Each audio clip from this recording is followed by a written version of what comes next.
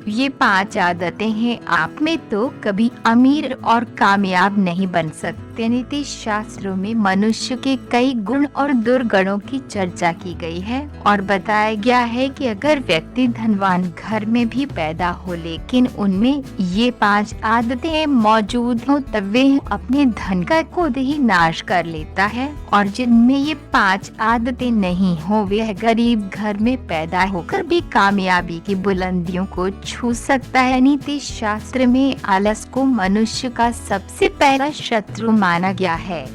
जो व्यक्ति कर्म करने की बजाय अपने शरीर को आराम देने में लगा रहता है, देवी लक्ष्मी उसके पास कभी नहीं आती हैं। जबकि गरीब व्यक्ति भी जब अपने शरीर को कर्मलीन कर देता है तो उसकी गरीबी तेजी से दूर होती चली जाती है।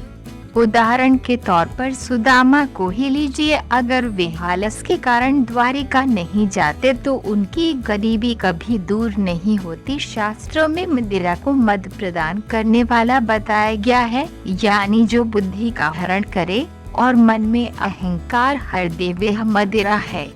मदिरा पान में जो व्यक्ति डूब चुका होता है वह कितना भी कमा ले उसके पास बरकत नहीं रहती है। ऐसे व्यक्ति अपने पूर्वजों के द्वारा संचित धन और मान सम्मान का भी नाश कर डालता है। पर स्त्री पुरुष के मन को नाश का मार्ग बताया गया है। ऐसे व्यक्ति धरती पर अपना सब कुछ नाश कर लेते हैं, परलोक में भी इन्हें बहुत यातना सहनी पड़ती है। पौराणिक कथाओं में देवी अहिल्या की कथा आती है, जिसमें देवराज इंद्र द्वारा अहिल्या के मानहरण की बात कही गई है। इस कुकर्म के कारण देवराज इंद्र को भी अपना इंद्र पद गंवाना पड़ा था और दीनहीन की तरह भटकना पड़ा था। रावण ने देवी सीता का हरण किया तो उसके धन और जीवन का अंत हो गया।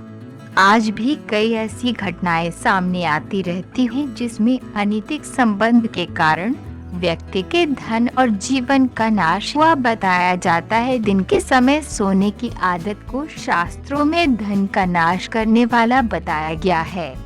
शास्त्रों के अनुसार जो व्यक्ति बहुत अधिक सोते हैं या दिन के समय सोते हैं उन पर देवी लक्ष्मी कभी कृपा नहीं करती है।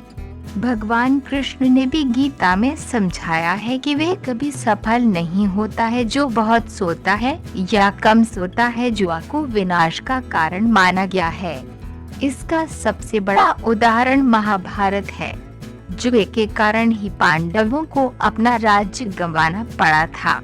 जब आप किसी भी तरह के सट्टा लॉटरी में पैसा लगाते हैं तो ये भी एक तरह का जुआ होता है और इनसे भी धन का नाश होता है।